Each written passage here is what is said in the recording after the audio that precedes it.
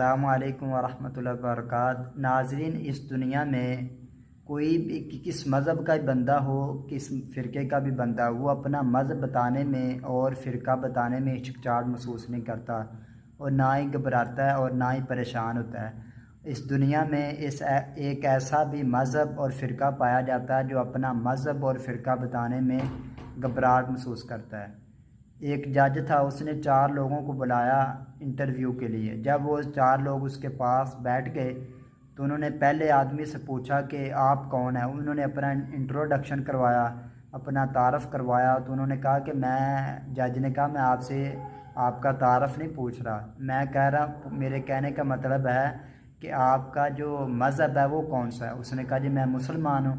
دوسرے آدمی سے پوچھا، اس نے کہا میں ہندو ہوں۔ تیسرے سے پوچھا، اس نے کہا میں یہودی ہوں۔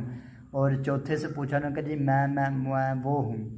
تو انہوں نے کہا بھی یہ کون سی بات ہوئی، آپ کھل کے کیوں نہیں بتا رہے کہ میں کری جا رہے ہیں۔ تو اس نے کہا جی میں وہ ہوں، آمدی ہوں۔ انہوں نے کہا آمدی؟ ہم بھی صاحب آمدی ہیں، مسلمان آمدی ہوتا ہے۔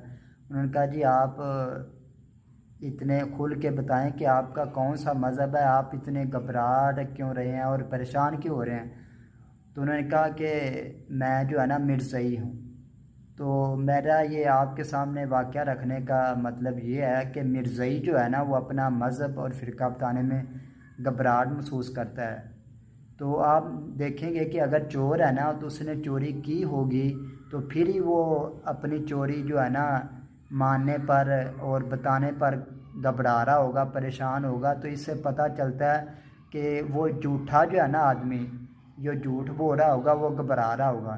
اس سے پتہ چلتا ہے کہ جو مرزائی ہیں وہ جھوٹے ہیں، کذاب ہیں اور لعنتی ہیں، جس کی وجہ سے وہ اپنا فرقہ بتانے میں اور اپنا مذہب بتانے میں گھبراہٹ محسوس کرتے ہیں۔